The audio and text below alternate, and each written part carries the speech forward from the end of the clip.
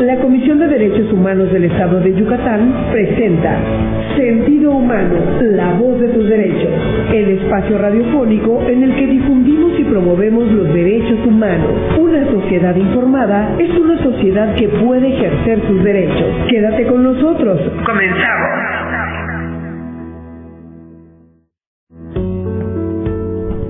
Hola, ¿qué tal? Muy buenos días. Gracias por estar con nosotras. Esto es Sentido Humano, la voz de tus derechos. Es el espacio radiofónico de la Comisión de Derechos Humanos y agradezco que nos acompañe como cada jueves de 10:30 a 11 a.m.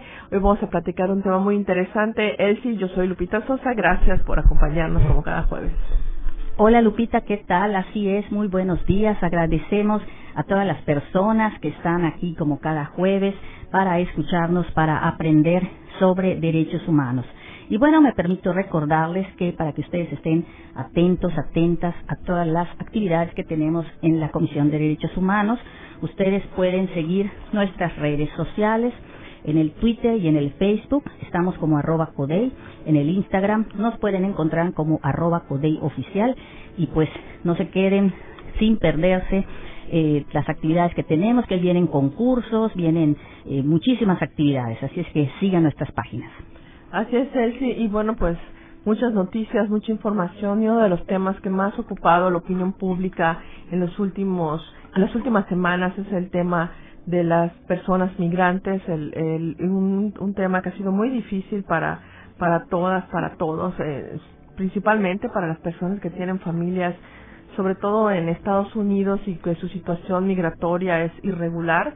Y pues por eso invitamos a unas personas que se han dedicado a trabajar muchos años sobre este tema y que ahora también están trabajando aquí en Yucatán, y vamos a platicar con ellos. Y les doy la más cordial bienvenida a Joana Navarrete Pellicer y Augusto Fagundes. Ellos son de la asociación Ashimbaló, que quiere decir Somos Caminantes. Bienvenidas, bienvenidos. Muchas gracias. Pues gracias por compartir con nosotros estas experiencias, y coméntenos si hay unas preguntas que queremos hacerles, porque pues hay muchas dudas, muchas inquietudes, y vemos muchas noticias, pero a veces no sabemos qué realmente está pasando con nuestras familias, con nuestros conocidos, con nuestros seres queridos que están en Estados Unidos. Sí, si nos pudieran comentar efectivamente qué información tienen ustedes de lo que está ocurriendo en Estados Unidos con las personas que han migrado a ese país y pues aún no tienen una situación regular, o sea, qué es lo que está pasando. Básicamente lo que sucede es la nueva política migratoria que hay con el actual presidente en Estados Unidos, con Donald Trump, es una política anti-inmigrante, básicamente. Esto no es nuevo, ya ha habido otras ocasiones en las que esto se ha dado. Sin embargo, este fue la base de su proyecto. Una de las bases de su proyecto es evitar la migración indocumentada, pero esto implica también pues cierta persecución de nuestros nacionales en Estados Unidos. En este caso estamos hablando específicamente de Yucatán. Ellos están situados específicamente en California, en Oregon, en Washington y Texas. En otros estados también, pero principalmente ahí. Y lo que están básicamente pasando es una persecución por ser migrantes. Las personas que están sin documentos, conforme a la ley de migración en Estados Unidos, pueden ser detenidas como criminales. O sea, la ley de migración criminalizó en 1996 al migrante y dejó de ser una cuestión administrativa estar sin documentos, se criminalizó. Por tanto, no tener documentos puede ser deportación o puede implicar hasta 6 meses de prisión. Esto, si tú tienes antecedentes migratorios, por ejemplo, que ya fuiste deportado anteriormente y hay un antecedente tuyo, entonces se vuelve un reingreso indocumentado. Y eso se considera un crimen agravado, un delito agravado. Entonces es prisión federal por más de 6 meses. Joana, entonces estamos entendiendo que si que si te agarran, por decirlo así, la primera vez, posiblemente solo te deporten. Pero si ya te deportaron una vez y tú volviste a ingresar y ya eres la segunda ocasión, ya corres el riesgo de ser encarcelado. Inclusive la primera vez. O sea, no es común que hagan eso. No es común, pero la ley lo permite, que si tú estás sin documentos, es hasta 6 meses de prisión. Entonces, lo que pasa es que muchas veces, ya para cuando te detienen y estuviste un tiempo detenido en el proceso, el juez decide darte lo que le llaman tiempo servido, ¿sí? Esto no es lo que comúnmente sucede. Comúnmente lo que quieren es sacar a las personas del país. Entonces los van a deportar. Pero ¿qué es lo más grave de esto? Todo el sentimiento de persecución, ¿sí? Lo que provoca es que si tú estás enfermo, no acudas a tu doctor, por miedo a que en el camino te vayan a detener, ¿sí? Cualquier cosa, cualquier accidente, te pasaste el alto porque estabas distraído, recibiste una llamada y no tenías por qué usar el teléfono, etcétera, ¿no?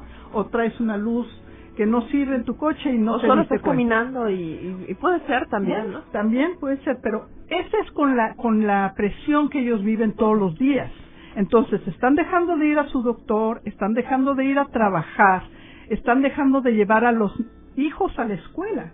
Entonces, eso es lo que está sucediendo en Estados Unidos ahorita y eso es lo que viven diariamente nuestros nacionales allá. Y ahora cuando hablamos de estos temas, normalmente desde Yucatán tal vez vemos, bueno, sí, pues qué pena, porque a los del norte del país le pasa, que es donde está el flujo migratorio, pues de manera más grande, ¿no? Sin embargo, también en Yucatán, y es un número importante de yucatecas, de yucatecos que se fueron a Estados Unidos principalmente buscando, pues, mejorar su calidad de vida. ¿Hay una idea de cuántas personas son? Bueno, según cifras que da Indemaya, basado en Relaciones Exteriores y en el Instituto Nacional de Migración, son aproximadamente 350,000 yucatecos que viven allá. Esto no quiere decir que todos estén indocumentados, obviamente, ni que todos estén con la espada de Damocles encima, pero sí implica que todas esas familias, alguien conocen o alguien es familia que no está documentada. Entonces, o amigos, ¿no? O amigos realmente también. que se vuelve tu familia cuando estás lejos de tu familia de sangre, por decirlo así. Y entonces, ¿qué podría suceder si los detienen? Pues básicamente estamos hablando de una separación de familias, ¿sí? Estás hablando de esta angustia de no saber qué va a pasar con tu familia, si a tu familia también la van a detener, si tú te vas a ir y entonces quién va a hacerse cargo de tu familia, de tus pertenencias, y todo esto provoca una sensación de incertidumbre y de un estrés tremendo, ¿no? Entonces, lo importante es que las personas que están allá estén informadas básicamente de cuáles son sus derechos, de qué es lo que pueden hacer, cómo prepararse antes de que esto suceda, ¿no? Bien, sí, nos comentabas que efectivamente pues es una sensación de mucha incertidumbre, mucho estrés y pues realmente están dejando de hacer cosas, incluso poniendo en riesgo, ¿no?, su salud al no acudir al médico si están enfermos, pues por ese temor que sienten. Pero tú, ¿cuáles considerarías que serían riesgos específicos a los que se encuentran las y los yucatecos que están pues ahí en Estados Unidos en forma pues indocumentada? Pues básicamente la posibilidad de una violación de sus derechos humanos por parte de las autoridades que los detienen. Como ustedes saben, pues si hay un sentimiento antiinmigrante, no va a ser, las autoridades no van a tener la actitud más favorable hacia la persona detenida. ¿Por qué? Porque se está pensando en el migrante como delincuente, no como una persona que va a buscar mejorar su condición de vida o reunificación familiar, etcétera. Joana, ¿y tú crees que este sentimiento que hay en la autoridad pueda permear, no en toda, pero sí en algunos ciudadanos de ese país, y que ellos puedan hacer esa denuncia ante, pues, ver a una persona que simplemente por el hecho de de ser migrante y hacer la denuncia para que vayan para que sea deportada? Bueno, sin duda creo que sí. Lo que pasa es que se generó un clima de xenofobia, perdón. Y en ese contexto, las personas se ponen mucho más vulnerables. Tanto los inmigrantes, incluso muchos documentados, pero dependiendo de su perfil racial, ya estás en riesgo, ¿no? O sea, la exposición, por ejemplo, a salir al trabajo, o entonces los niños en la escuela. Y de ese modo, aunque tú estés documentado, es posible que en su círculo de amistad o de trabajo hay alguien que no. Y en eso pone todo el grupo en riesgo y todo ese colectivo se pone vulnerable en las manos no solamente de las autoridades, pero los ciudadanos que están apoyando esa política de deportación, ¿no? Así es, estamos platicando con Augusto Fagundes. Él es integrante de la asociación Ashimalom, que quiere decir Somos Caminantes. Ellos trabajan y apoyan a las personas que regresan de Estados Unidos, pues tienen que regresar a sus lugares de origen. Ellos ayudan y están trabajando en políticas públicas para que puedan reintegrarse de manera, pues, la mejor manera a sus comunidades. Vamos a un corte y regresamos. Estamos platicando de ese tema tan interesante que son los derechos de las personas migrantes.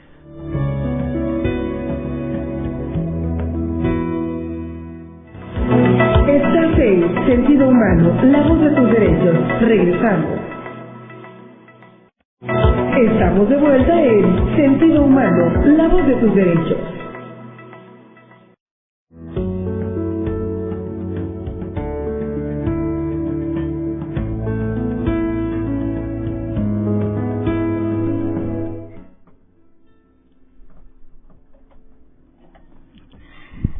Bien, pues continuamos aquí en Sentido Humano, la voz de tus derechos, donde este espacio radiofónico es para que tú aprendas sobre derechos humanos.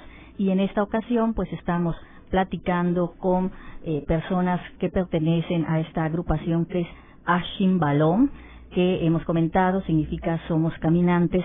Ella es Joana y él es Augusto, y ellos son muy conocedores de este tema de la migración. Y pues ya nos han comentado, ¿verdad?, más o menos cuántas personas yucatecas se encuentran ahí, los riesgos específicos a los que se enfrentan. Pero en esta ocasión vamos a comentar y queremos pedirles que nos compartan sobre otro aspecto importante en el que estaría repercutiendo este proceso de deportaciones masivas, que es el impacto económico, porque sin duda pues la mayoría de las personas o todas las personas que migran, ¿verdad?, buscan mejorar su nivel de vida, su nivel económico, y aparte pues apoyan a sus familias que se encuentran aquí en México, que se encuentran aquí en Yucatán. Entonces, que nos comentaran, por favor, Joana,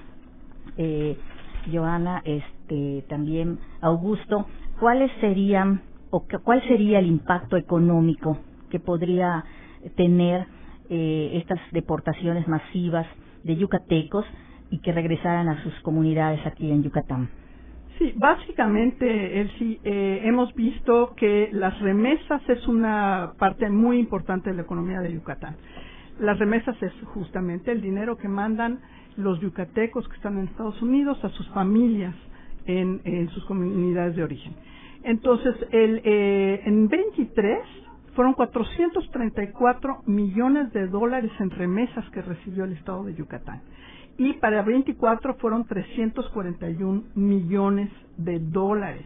Estamos hablando millones de dólares.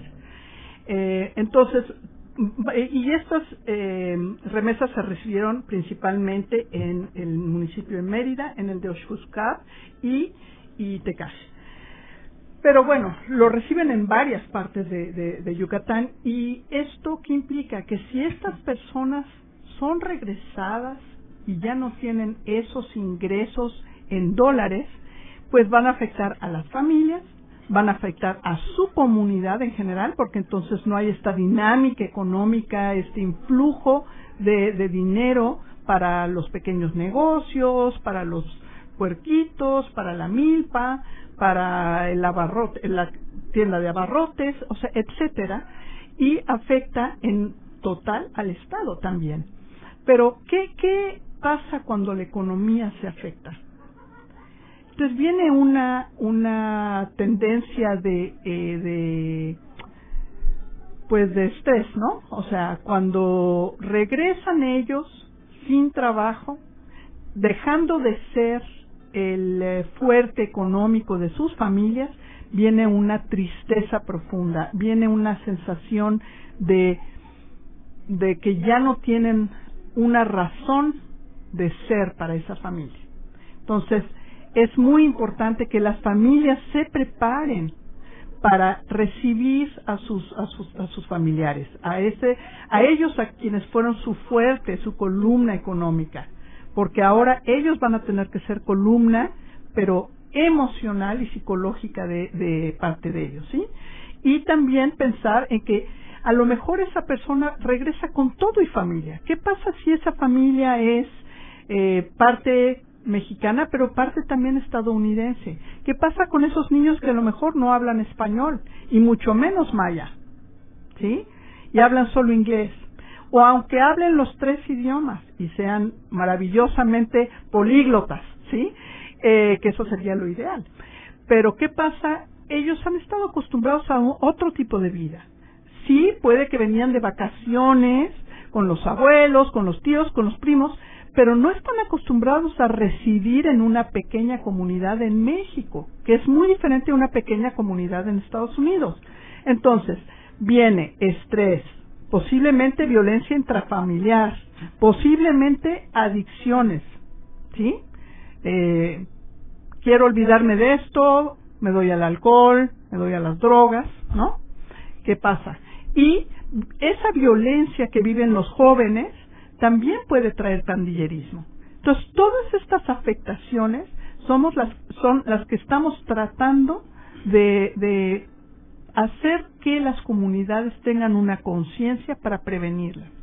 Pero, Joana, y a eso se le suma, Guto, el hecho de que posiblemente, y muy probable, que ya no puedan tener el ingreso que tenían que cuando estaban en Estados Unidos y que pues redituaba muchísimo más aquí en su comunidad. Sí, comentaba. Sí, y aún que el Estado mexicano, estoy hablando como el país, ¿no? Y también el Estado de Yucatán, generen políticas públicas para trabajar con eso y que están haciendo. Hay también puedo nombrar, de corresponsabilidad de la comunidad para abrazar esto. ¿Por qué? Porque delante de una situación de crisis que no tenemos cómo solucionarla, pero sí tenemos 2 opciones inmediatas.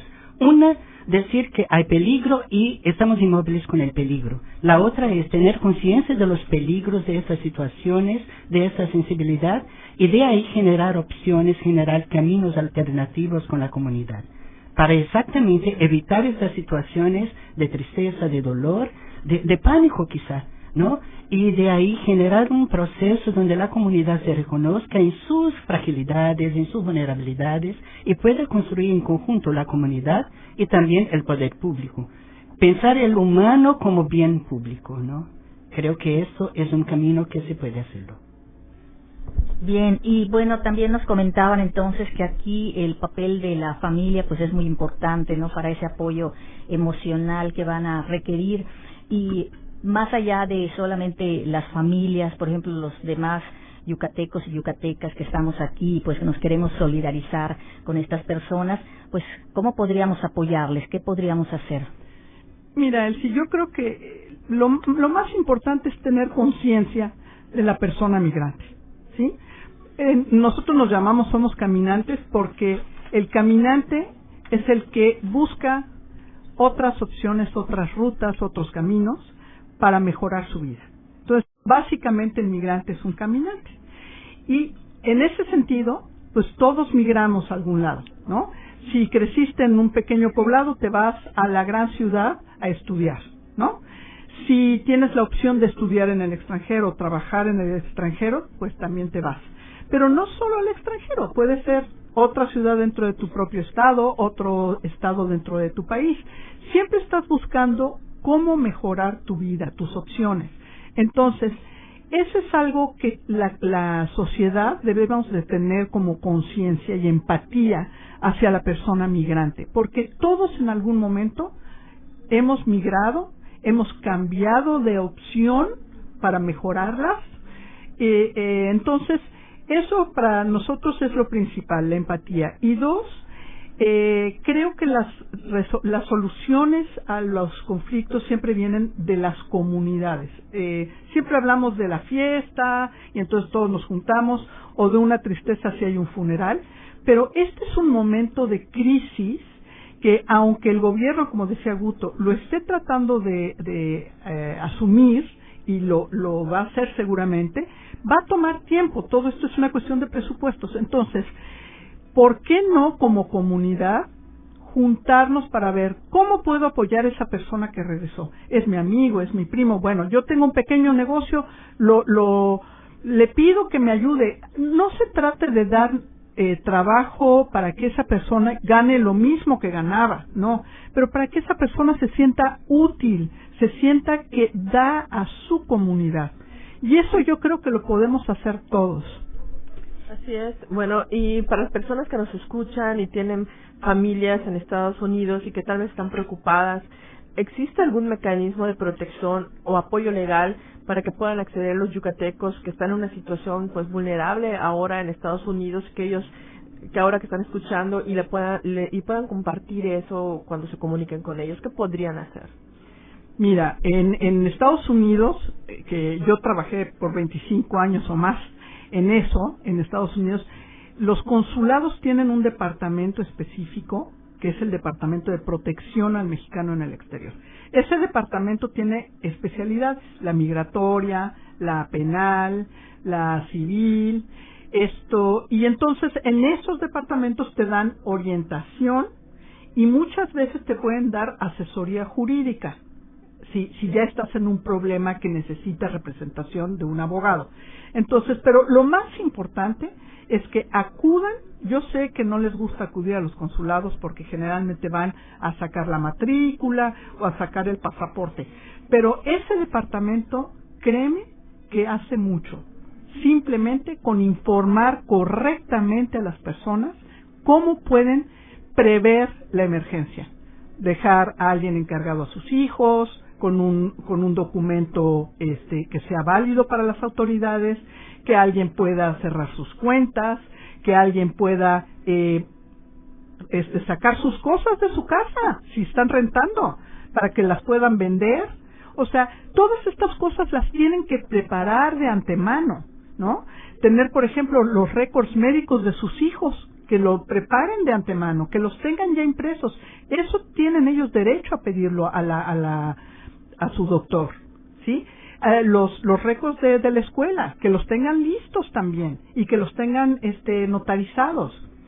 Todo eso esa información se las dan en los consulados. Entonces, que no tengan miedo a acercarse a la autoridad consular, por favor, porque eso justamente, creo que hay temor de que si voy me van a identificar y me van a ubicar. ¿Sí podrías precisar eso de que a los consulados, no va a bajar, ¿no? A los consulados también van ciudadanos americanos que necesitan visa, así que no forzosamente porque acudas al consulado quiere decir que eres nacional mexicano, ¿no? Okay. Bueno, sí, nos vamos. Muchísimas gracias como siempre a Joana, Augusto, gracias de Achimbalón por estar con nosotros y por despejar muchas dudas, y seguramente vamos a seguir platicando con ustedes porque es un tema que va a seguir. Desgraciadamente no es algo que surgió y va a desaparecer en unas semanas. Creo que pues las personas se van a tener que ir adaptando a esta nueva realidad y pues también prepararnos desde aquí para poder recibirlos en caso de que sean pues deportados a su estado. Muchísimas gracias. Muchas gracias por la invitación. Gracias al público. Así es, pues muchas gracias a nuestros invitados del día de hoy, pero pues hemos llegado al final. Antes de irnos, Queremos agradecer a todas las personas de la CODEI que nos escuchan, como el equipo de Contraloría que cada jueves nos sintoniza. Y desde luego agradecemos al Grupo CICE por el espacio, gracias a Arelia Alcocer por hacer este programa posible. Y recuerden a ustedes principalmente gracias por escucharnos cada jueves y les invitamos a regresar la próxima semana, una vez más 10:30, próximo jueves, en esto que fue Sentido Humano, la voz de tus derechos.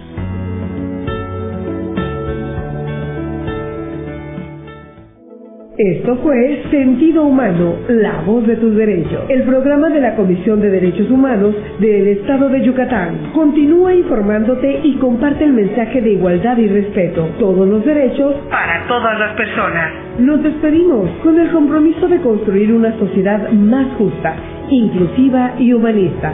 Una sociedad con sentido humano. Hasta la próxima.